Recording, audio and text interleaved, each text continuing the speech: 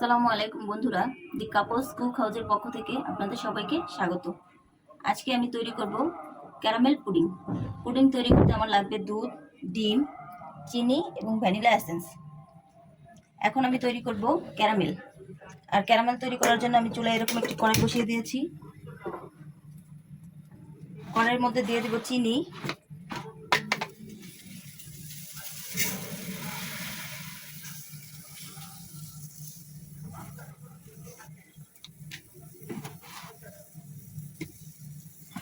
এবং খুব অল্প পরিমাণে পানি।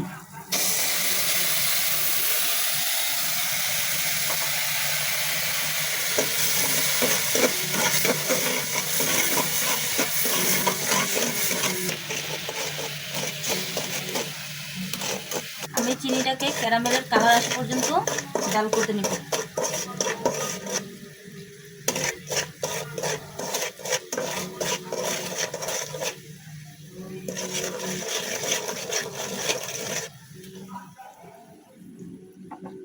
আমার ক্যারামেলটা তৈরি হয়ে গেছে। এখন আমি যে পাত্রে পুডিং বানাবো সেই পাত্রে সেট করে দিব।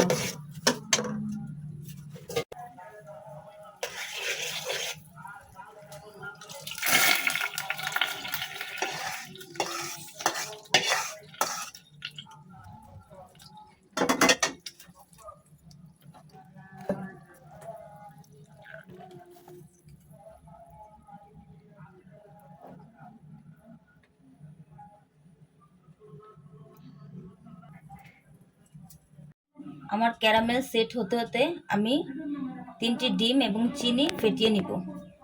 এজন্য আমি নিয়ে নিয়েছি 3টি ডিম এবং চিনি। চিনি আপনারা আপনাদের পছন্দ অনুযায়ী দিয়ে দিবেন। আমি এমন একটি হ্যান্ড উইচ দিয়ে ডিম আর চিনিটাকে ভালোভাবে ফেটিয়ে নিব যতক্ষণ না পর্যন্ত চিনি গলে যায়।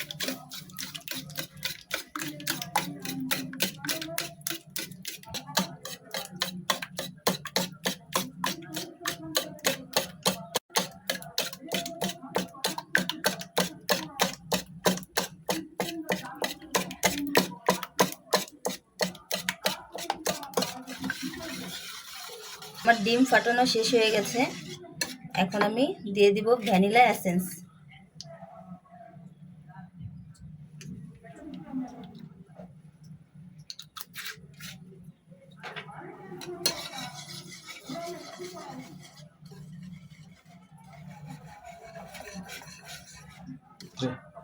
আমি এখন এই মিশ্রণটির মধ্যে আগে থেকে জাল করে রাখা ঘন দুধ ঢেলে দিব।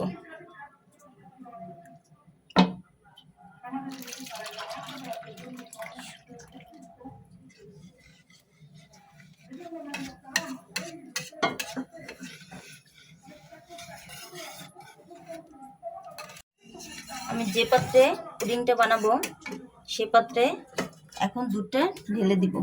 একটি এরকম ছাঁকনি দিয়ে দুধটা সেঁকে নিব যাতে করে পুডিংসের ভিতরে কোনো লাম্পস না থাকে।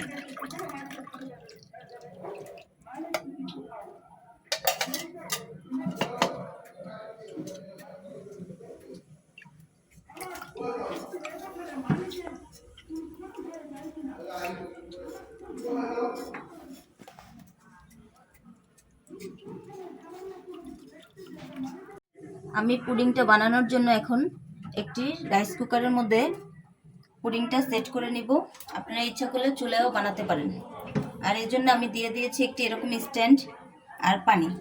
এখন আমি পুডিংটাকে এভাবে বসাবো যাতে পুডিংয়ের 3 ভাগের 1 ভাগ পানি পাতিলের তলায় লাগে। আমি এখন পুডিংটাকে ঢেকে দিচ্ছি এরকম ঢাকনা দিয়ে, এবং রাইস কুকারের ঢাকনাটাও আমি এরকম ঢেকে দিব।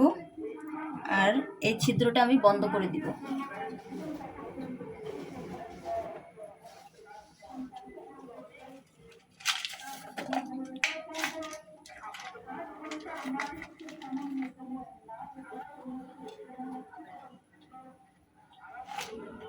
এখন পুডিংটা হওয়ার জন্য আমি 30 মিনিট অপেক্ষা করব।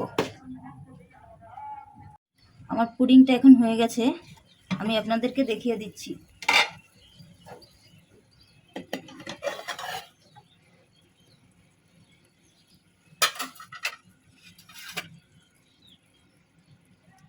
একটি টুথপিক দিয়ে আমি পুডিংটা চেক করে নিব। আমার পুডিংটা সুন্দর হয়েছে। আমি পুডিংটাকে নামিয়ে ঠান্ডা করে নিব এবং নর্মাল ফ্রিজে 3 ঘন্টা রেখে তারপর মোল্ড আউট করে আপনাদেরকে দেখাচ্ছি। বন্ধুরা, আমার পুডিংটা 3 ঘন্টা ফ্রিজে রাখা হয়ে গেছে। এখন আমি আপনাদেরকে একটা ছুরির সাহায্যে মোল্ড আউট করে দেখাবো।